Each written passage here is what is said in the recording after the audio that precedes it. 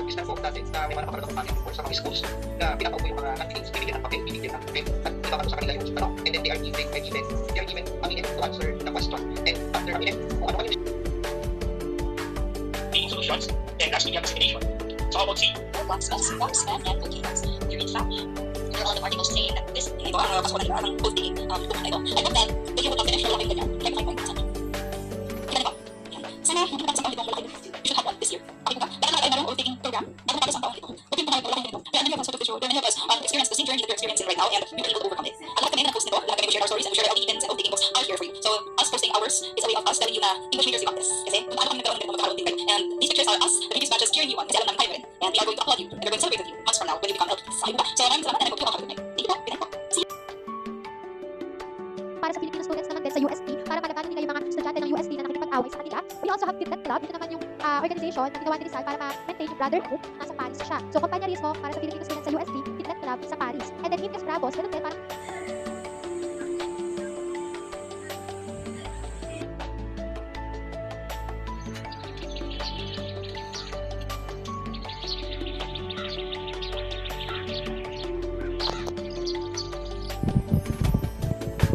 C. Have the students receive a big reward for motivation purposes. D. Have the answers of the students on the board and correct in front of other people.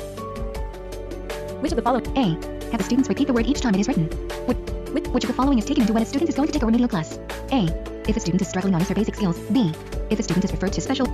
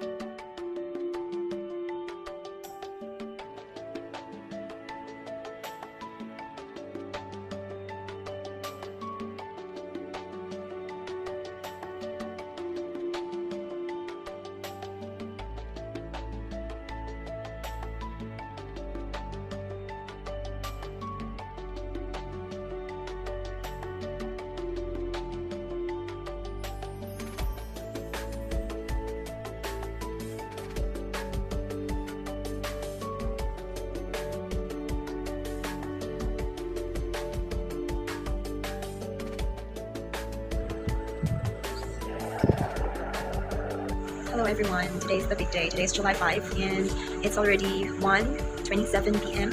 Bangladeshi time. And why is today very special? Because today is the day when we're going to receive the results of our exam.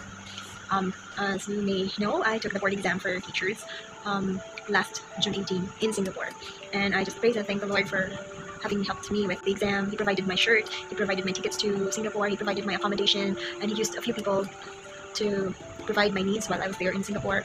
And the Lord also used so many believers to pray for me, so I just put my faith that the Lord is with me. While I was preparing for the exam, I was having mixed emotions. There were times when I was so strong in faith, there were times when I was so scared, but when I was scared, I would go back to God and ask Him to strengthen my faith, and He did not fail me anytime. when I would open the Bible, he would lead me to verses that would encourage me to put my faith in him, to not be afraid, to remind me that the battle is his. So those were the promises I took with me going to the testing center. And there were a lot of worries in my mind, but the Lord helped me overcome them by His grace through the Spirit, the Holy Spirit. So today I'm really excited to see the result. I am anticipating a favorable result, not because of what I have done, but because of the promise of God. And God is a promise keeper. He doesn't fail in fulfilling His promises. So see you later. Bye. And here I am, waiting for the result. I opened my devotional book, and I am just so blessed by what I read. It says here, do not grieve him or God by doubting his love. Nay, lift up your head and begin to praise him even now for the deliverance which is on the way to you. And you will be abundantly rewarded for the delay which has tried your faith. So this is a great encouragement for me. So even now, thank you, Lord, for helping me pass. And even now, thank you for the opportunity to exalt your name and give glory to you for having helped me overcome so many obstacles. And this is going to be a memorable day because of you and no one else. Thank you so much, God. I praise the Lord for his goodness.